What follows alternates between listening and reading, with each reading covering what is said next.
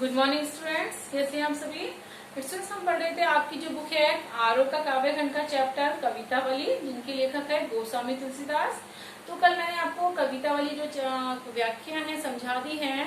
आइए हम दूसरी जो व्याख्या पढ़ रहे थे, लक्ष्मण, मूर्छा और राम का विलाप। जब लक्ष्मण जी मूर्छित हो जाते हैं और राम जो है मनुष्य की भांति क्या करने लगते हैं, परेशान होने लगते हैं, व्याकुल होने लगते हैं। तो उसका फर्स्ट जो पैराग्राफ है वो तो मैंने आपको समझा दिया था। आइए सेकंड समझाती हूँ। जनता पंख बिनु खग अति दीना, मनी बिनु फनी करीबर कर हीना। असमम जीवन बंधु बिनु तो ही, जो जड़ देव जिहाबे मोही। जेहू अभद कवन मुँह लाई, नारी हेतु प्रिय भाई गवाई। बरु अपसज सत हेतु जग माही, नारी हानि विषय क्षति नाही। देखिए, इसमें जो श्री राम है उनके बारे में तुलसी जी दास बताते हुए कहते हैं कि हे लक्ष्मण, हे मेरे भाई। राम जी कहते हैं, जिस प्रकार पक्षी पंखों के बिना दीनहीन हो जाता है, वैसे ही जैसे मणि के बिना सांप और सूंड के बिना हाथी की दुर्दशा होती है, वैसे ही यदि दुर्भाग्य ने कठोरता पूर्वक मुझे तुम्हारे बिना जीवित रखा, तो मेरे जीवन की दशा भी ऐसी ही हो जाएगी जिस प्रकार इन सबकी होती है। प्रिय भाई, मैं अयोध्या कौन सा मुंह लेकर जाऊंगा। लोग कहेंगे कि देखो, इसने अपनी पत्नी के लिए सगे भाई को गवा दिया। चलो, मैं नारी के खोने का जो अपयश है, जो बदनामी है, वो तो सह लूंगा, परंतु लोग कहेंगे कि इस कायर की पत्नी को रावण ने छीन लिया, क्योंकि इस विशेष परिस्थिति में पत्नी की हानि उतनी बड़ी नहीं होती है जितनी कि भाई की होती है। अर्थात पत्नी तो दूसरी शादी करके बच्चों आ सकती है, लेकिन जो सगा भाई है वो इतना बड़ा नहीं आ सकता। आइए इसके नेक्स्ट देखते हैं। सुतबित नारी भवन परिवारा, होई जही जग बारही बारा। अस विचारी जिये जांघू ताता, मिलई न जगत सहोदर भ्राता। जनता पंख बिनु खग अति दीना, मनी बिनु फनी करीबर हीना। असमम जीवन बंधु तिनु तो ही, जो जड़ देव जिवाहे मोही। जेहू अभद कवन मुँह लाई, नारी हेतु प्रिय भाई गवाई।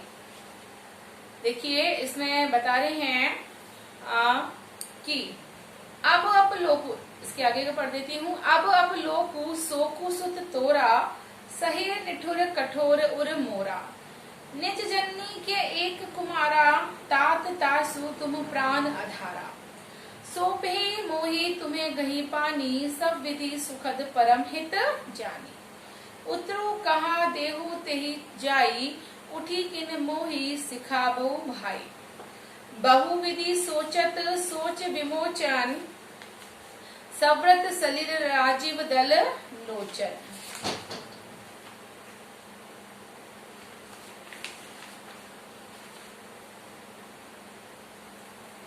उमा एक अखंड रघुराई, नर गति भगत कृपालु दिखाई। देखिए, अब जो है वो लक्ष्मण कहते हैं कि मेरा ये जो निष्ठुर और कठोर हृदय है, वो कहीं ना कहीं बहुत ज्यादा नारी को होने का जो अपयश है और जो तुम्हारा शोक है, वो दोनों को ही सहन करेगा। अर्थात तुम्हारे बिना तो मुझे सीता भी प्राप्त नहीं हो सकती है। हे भैया, तुम अपनी माता के एक ही पुत्र हो और तुम ही उस माँ के प्राणों के आधार हो। तुम्हारे बिना तुम्हारी जो माँ है वो अब जीवित नहीं रह पाएंगी।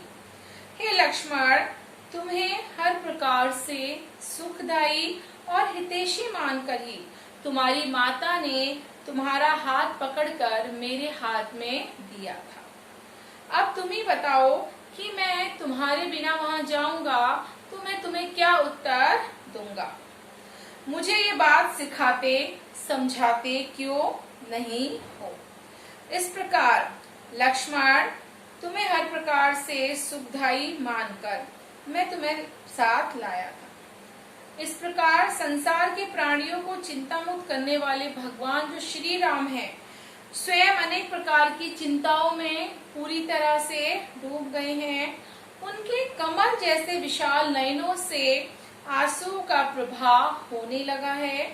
तब कथावाचक शिव जी पार्वती को कहा, उस समय जो शिव जी थे पार्वती को कथा सुना रहे हैं और कह रहे हैं, देखो वे राम जो स्वयं संपूर्ण हैं, अखंड हैं, अद्वितीय हैं, अपने भक्तों पर कृपालु करने वाले हैं, आज वो ही नर लीला दिखा रहे हैं। वे जानबूझकर सामान्य नरों जैसा आचरण यानी कि व्यवहार कर रहे हैं। प्रभु का विलाप सुनकर वानरों का जो समूह है वो भी दुख से व्याकुल हो उठता है, अर्थात वो भी दुखी होने लगते हैं। तभी हनुमान जी अचानक इस तरह प्रकट हो जाते हैं जैसे कि करुण रस में वीर रस प्रकट हो गया हो। अर्थात बच्चों आशय है कि हनुमान जी के आने से वहाँ शोक भरा जो वातावरण है वो वीरता से भर गया होता है। तो बच्चों ये आपका जो लक्ष्मण मूर्छा था उसका जो काव्यांश था वो मैंने आपको एक्सप्लेन कर दिया है। Thank you.